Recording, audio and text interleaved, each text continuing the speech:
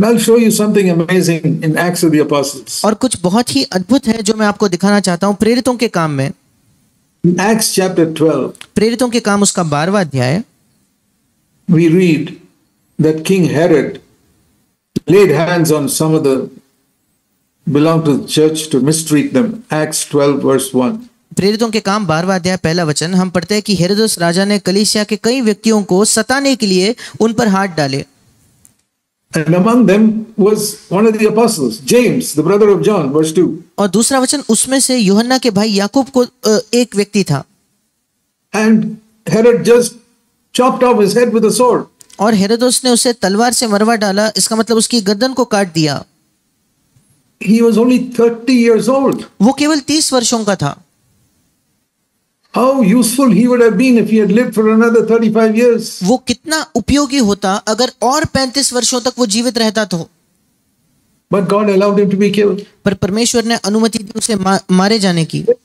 Then it says, the next day when he saw that all the Jews were happy with this, verse 3, he arrested Peter also. और तीसरा वचन कहता है, अगले दिन जब उसने देखा कि यहूदी लोग इससे कितने खुश हुए हैं तो उसने पतरस को भी पकड़ लिया। And he did not kill Peter immediately. और उसने पतरस को तुरंत नहीं मारा। Verse 4, he put him in a prison and said, after this Passover feast is over, then I'll kill him. चौथे वचन में उसने कहा कि मैं इसे फसह के पर्व के बाद इसे मारूंगा। He didn't want to kill him before the feast. फसह के पर्व के पहले वो उसे मारना नहीं चाहता था। So Peter was kept in prison and the church was praying for him. और पतरस को बंदी गृह में डाल दिया गया और पूरी कलीसिया उसके लिए प्रार्थना कर रही थी। And on the night before, Herod had planned to kill Peter.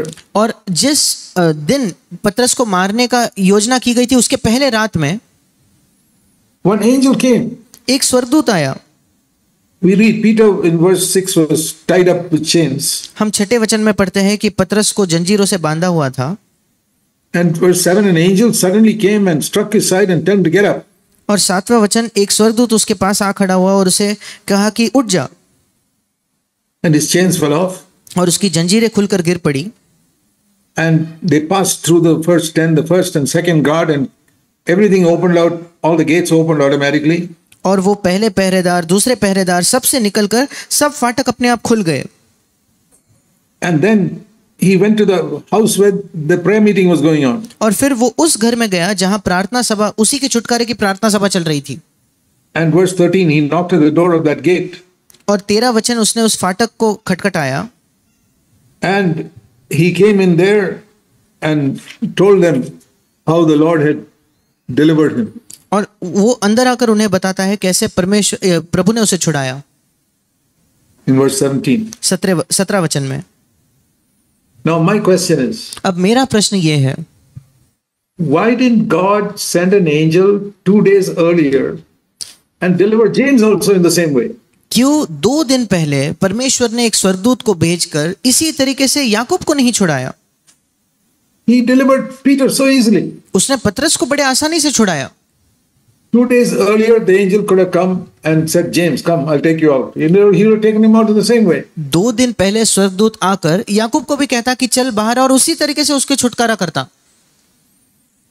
And we read that when Peter goes to the meeting, और हम पढ़ते हैं जब पतरस उस सभा में जाता है, he told them, verse 17, how the Lord led him out of the prison. 17 वचन में वो उन्हें बताता है कि कैसे प्रभु ने उसे उस बंदीगृह से बाहर निकाला। And who do you think is sitting in that meeting? और आपको क्या लगता है उस सभा में कौन बैठा होगा?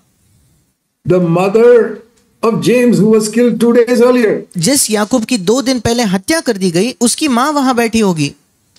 And that mother is listening, oh, the angel came today and delivered Peter. और वो माता सुनती है, अच्छा स्वर्गदूत ने आकर आज पतरस को छुड़ाया। Why didn't God send an angel 2 days earlier and deliver my son James? फिर 2 दिन पहले परमेश्वर ने क्यों स्वर्गदूत को भेजकर मेरे पुत्र याकूब को नहीं छुड़ाया? Is it because James was some sinner? क्या इसलिए कि याकूब कोई बड़ा पापी था? James was one of the 3 disciples who was closest to Jesus, James, John and Peter. याकूब उन 3 शिष्यों में से था जो यीशु मसीह के सबसे नजदीक थे, जो थे यूहन्ना, याकूब और पतरस। They were the closest to Jesus. ये यीशु मसीह के सबसे निकट थे। And he had a great plan for all of them. और उनमें से प्रत्येक के लिए एक महान योजना थी। But he allowed one of them to be killed and the other to live. पर परमेश्वर ने अनुमति दी कि उनमें से एक को मार दिया जाए और दूसरा जीवित रहे। Did he have power to save both of them? क्या उसके पास सामर्थ नहीं थी दोनों को छुड़ाने की? Yes. हाँ, But he didn't do it. पर उसने ये नहीं किया। And like that, through these 2000 years, there are many people whom God has spared some people's lives and allowed other people to be killed. बिल्कुल ऐसे ही पिछले 2000 वर्षों में परमेश्वर ने कुछ लोगों के जीवन को सुरक्षित रखा और दूसरों के जीवन की अनुमति दी कि उन्हें मार दिया जाए। I don't know the reason. मैं इसका कारण नहीं जानता। I am a father. मैं एक पिता हूं And if one of my sons is going to be killed and I have power to deliver him, I will definitely deliver him. अगर मेरा एक पुत्र उसे मार दिया जाने वाला है और मेरे हाथ में सामर्थ्य उसे छुड़ाने की, मैं निश्चित तौर पर उसे छुड़ाऊंगा। And if two of them are imprisoned, I won't deliver just one and leave the other one in prison. और अगर दो बेटे मेरे बंदी गृह में हो तो मैं उनमें से एक को छुड़ाकर दूसरे को बंदी गृह में नहीं रहने दूंगा। That is me as a father. ये मैं हूं जो एक पिता है। Now question is God a better father than me or a worse father? अब प्रश्न ये है, क्या परमेश्वर मुझसे एक बेहतर पिता है या एक बदतर पिता है? We are taught to pray, our Father who art in heaven. हमें सिखाया गया है कि हम प्रार्थना करें, हे हमारे पिता तू जो स्वर्ग में है।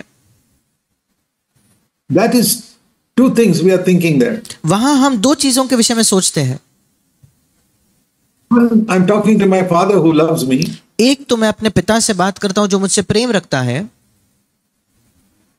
Secondly, I'm talking to one who's from heaven ruling this universe who can do anything he wants. दूसरा, मैं एक ऐसे परमेश्वर से बात करता हूं जो स्वर्ग में बैठकर राज करता है और इस पूरे विश्व में वो जो चाहे वो कर सकता है। So I'm praying to one who loves me and I'm praying to one who loves me and one who's almighty. और मैं एक तो प्रार्थना करता हूं उससे जो मुझसे प्रेम करता है और दूसरा जो सर्वशक्तिमान है।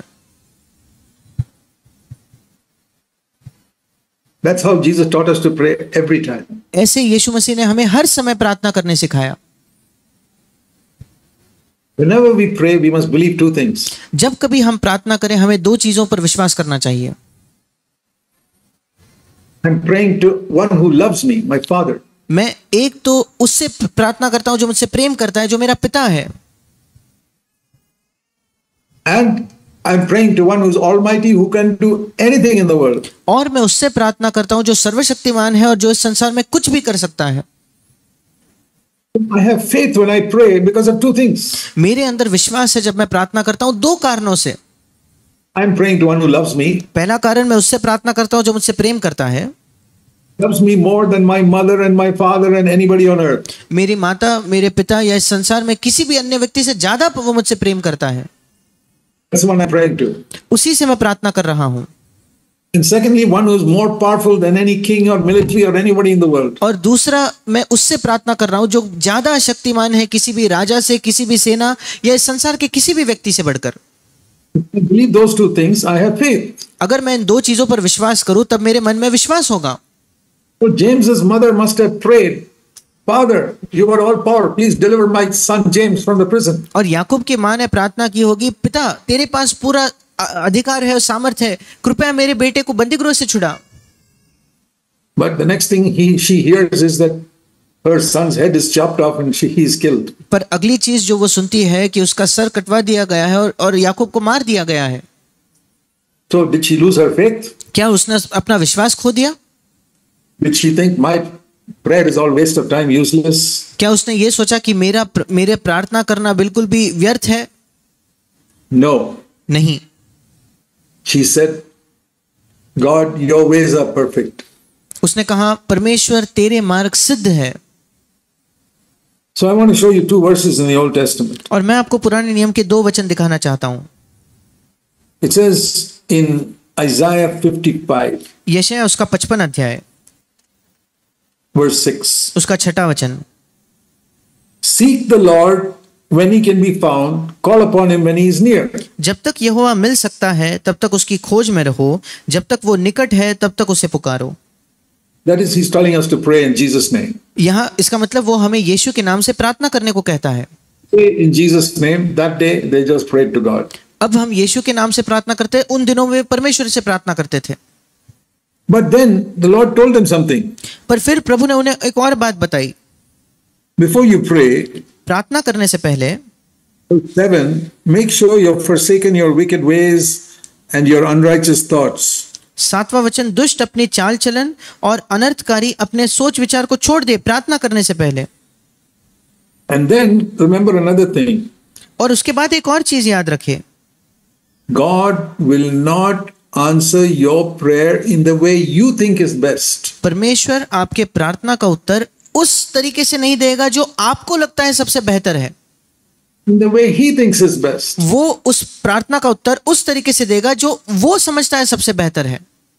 Then we have to bow down and say, God, your wisdom is better than mine. Your way is definitely better than mine. फिर उन मामलों में हमें उसके सामने झुककर कहना होगा कि परमेश्वर तेरी बुद्धि मेरे बुद्धि से बढ़कर है और तेरे मार्ग निश्चित तौर पर मेरे मार्गों से बढ़कर है।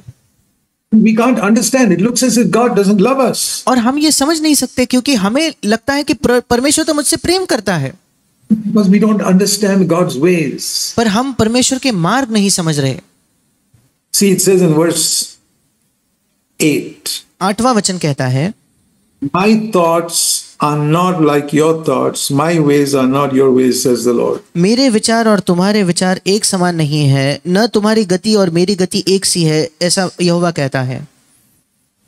And then that means he's saying, My way of doing things is different from your way of doing things. इसका मतलब परमेश्वर कह रहा है चीजों को करने का मेरा तरीका तुम्हारे तरीके से अलग है।